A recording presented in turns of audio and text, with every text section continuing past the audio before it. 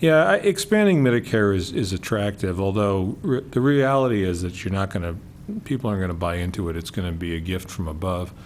It's the only way it'll happen.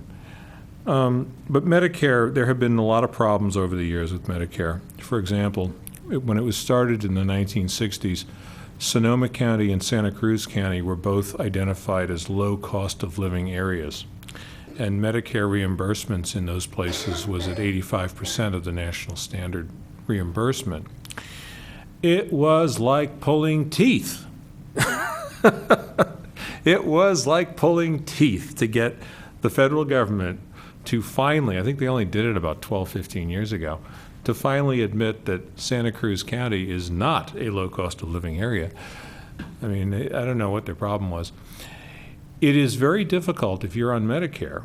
Now, somebody correct me, but my understanding is that to find a doctor who will take new Medicare patients in the Bay Area, and this is because the Medicare reimbursements are set at the national level, but in the Bay Area, the cost of living is substantially higher, and as a result, you've got a lot of doctors around here, probably more than half of them, who are refusing to take new Medicare patients. I don't think it's a panacea. Thank you. What is your position, and this is very timely if you followed the news today, what's your position on bringing back Wall Street, but mostly banking regulations? And William, we'll start with you. Absolutely, and that's our biggest problem. And we need to do something. We need to do something immediately. Yes, we need to bring back Glass-Steagall. We need to do whatever we can to control Wall Street and the banks. And what J.P. Morgan Chase announced today is a perfect example of the problem. They announced that there was a $2 billion loss because of risky investments. So we can't let the investment banks and the regular banks combine together. This is the problem that we have. So we need to separate that out, and we need to regulate. And also, we need, hopefully someone will ask a question about the foreclosure problem, because this problem was caused by the banks and the government giving the deregulation that they wanted that allowed the banks and the lenders give the subprime loans to people who were never qualified at reduced interest for the first few years. And this was unsustainable, and it had to end the way it did. And now what's even worse is 80% of the foreclosures are illegal. They haven't followed the state law. This needs to be stopped. This could be stopped. It could be stopped by the district attorneys in every county. And as a congressperson, that's the first thing I would do is I would insist that the district attorneys start cases based on fair business practice, stop these illegal foreclosures, and insist on fair modifications for home loans for the owners that let them stay in the homes. Dave. Wow. This is where the rubber meets the road in terms of corruption, folks. Here's the deal. Fraud was committed, big-time fraud. You may have seen the amusing hearings with Senator Schumer, in which I believe the term dog turd was bandied about. As we have the email servers these clowns were using to send their emails back and forth. We have tens of thousands of documents from Moody's, Fisk, Standard & Poor's, going back to, Bear Stearns, Lehman Brothers, Morgan Stanley. As part of the Federal Reserve's investigation 5-6 years ago, they went down there, a bunch of guys with guns and business suits, and they snagged all the backup tapes. We have the evidence. This is not hypothetical. People accepted bribes, people at the rating agencies, to give AAA ratings to various credit default obligation securities that they were privately describing in R-rated language. And the Obama administration has been running out the clock on these people.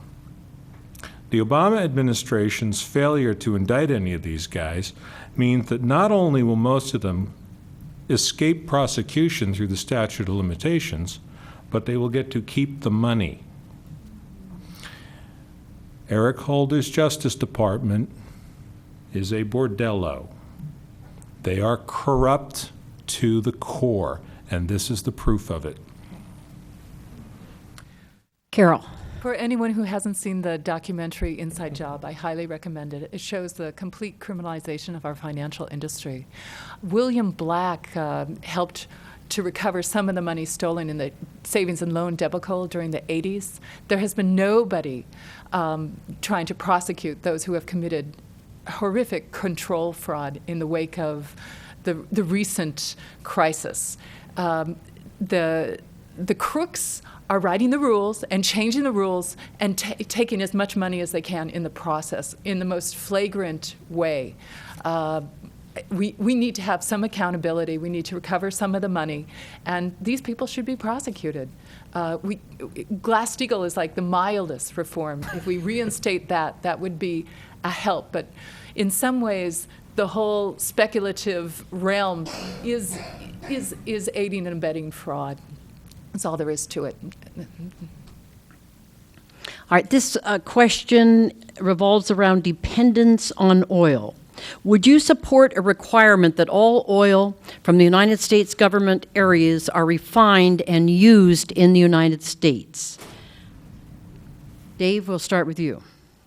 No. That's one of those stupid feel-good laws. We actually are gaining a certain amount of strategic leverage over people like Venezuela because they do not have the ability to refine their own oil. So Venezuela has no ability to embargo us of crude oil because we would be very easily able to embargo them on refined products. It's ironic when you think about it. We import 3 billion barrels of oil into this country every year, more or less. We are currently paying $300 billion a year for that oil. That is a major contributing factor to our trade deficit. Use the market. Do not pass silly laws and then make-believe law enforcement tax it. We are paying $120 billion a year for Central Command operation. Army, Navy, Air Force, Marines, Qatar, Doha, Kuwait, Diego Garcia, $120 billion a year, and oh yes, young men coming home in body bags. Pay at the pump, folks. If we're importing 3 billion barrels of oil and we're paying $120 billion a year, the math is we should have a $40 a barrel tax on imported oil. That is what I'm in favor of. Carol? Yeah, he's right. And the oil industry is completely subsidized by our military. Not only that, but the oil itself is very toxic to all life. It should stay in the ground.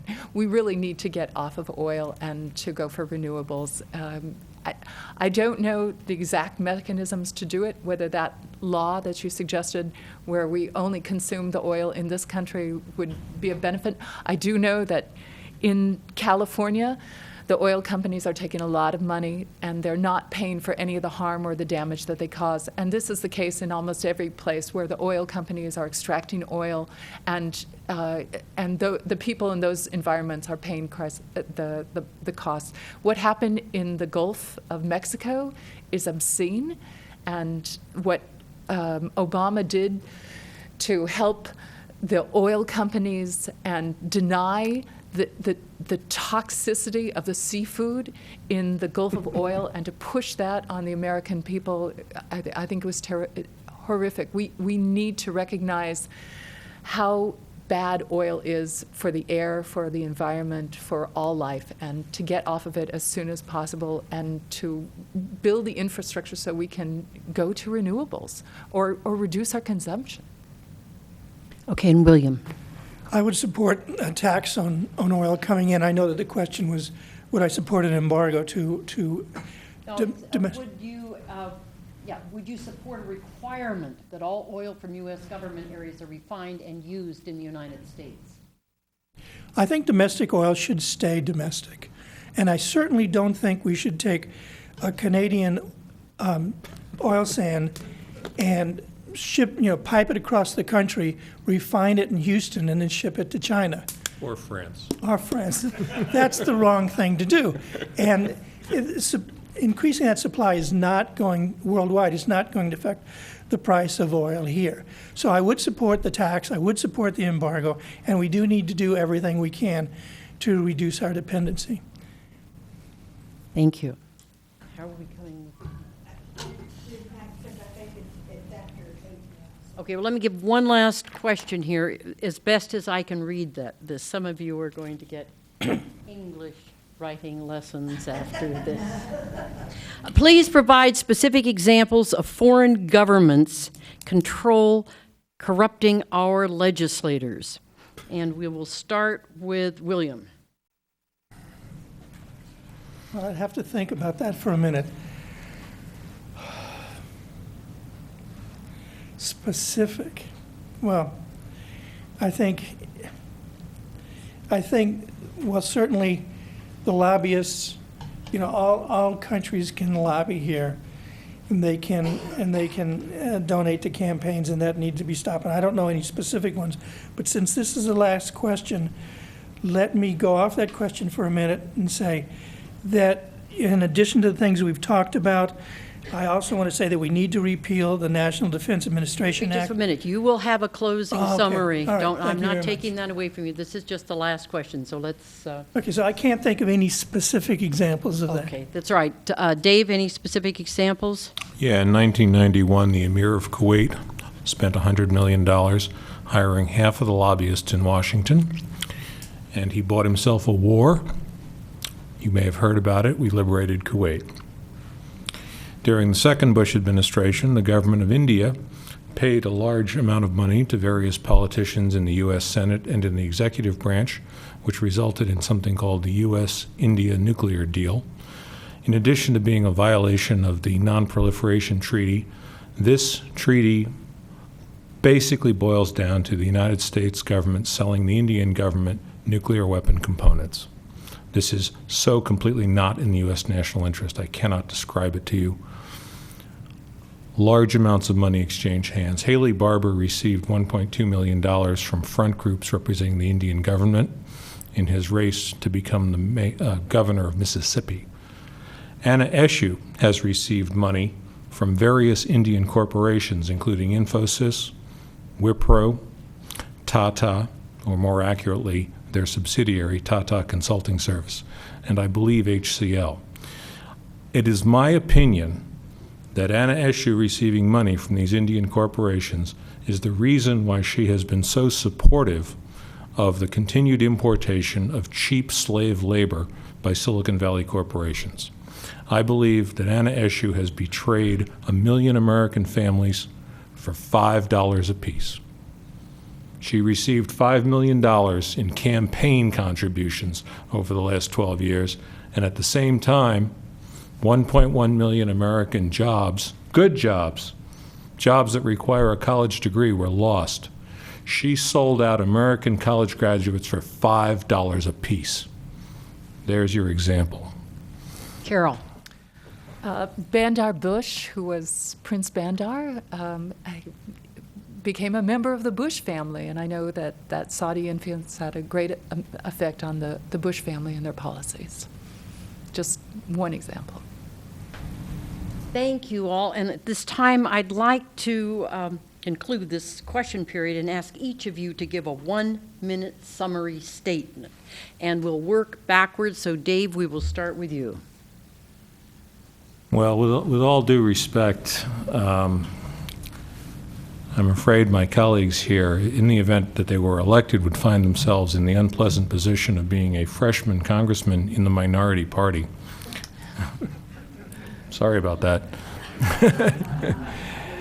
If I'm in there, I would at least have the advantage of being able to get my own committee assignments, maybe even a good parking space, who knows. The situation in America right now demands that it's not good enough to have members of the Democratic Party advocating policies to deal with global warming to reduce our excess military spending, et cetera. You have to have a two-party system if you want to get anywhere. And the major difference between where I'm coming from and where the Green Party is coming from is that I believe that taxes on pollution are the way to go, not regulations. But I think we all agree that it is not in the U.S. national interest to have the sea levels rise 30 feet. So that's why you should vote for me. And oh yes, you should vote against Anna Eshoo. William? Okay, I think excellent questions. I do think we've covered all the topics. The few things that I want to add is that I support marriage equality. I think this is long overdue, and I think this needs to come about nationwide. And I support all rights for the gay, lesbian, transgender communities. And we need to repeal the NDAA, the National Defense Authorization Act, and we need to protect the environment. Thank you. Carol? I ran for Congress to raise a taboo topic back in 2006, and since then I've been shocked at the continuity of government between the Republican and Democratic administrations as they have perpetuated a war economy, attacked all human rights, and facilitated a global heist. I was greatly inspired and energized last fall when my son and I participated in Occupy Chicago, Occupy DC, and Occupy Wall Street to witness people across generations coming together in solidarity with a global movement to champion the vast majority over the few. As an organizer, I know how much time and effort goes into events and rallies, and it's heartening for me to witness the depth and breadth of a global political awakening. The American empire cannot coexist with American democracy. It's our responsibility, our moral duty, to reclaim our democracy. To restore democracy, we need to change the rules. We can overturn the Patriot Act, the NDAA, outlaw torture, rein in corporate power, take back the power to create money from banks. We can hold our government officials accountable, revoke corporate personhood, get corporate money out of elections, and create a new foreign policy driven by respect for human dignity. I invite you all to walk the precincts with me and vote for me. Together we can occupy Congress. All right, can we clap for all of them, please?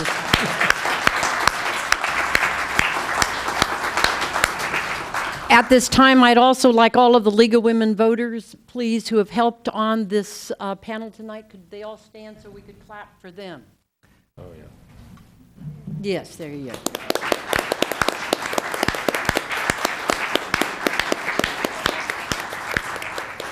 Thank you very much, and thank you for coming this evening.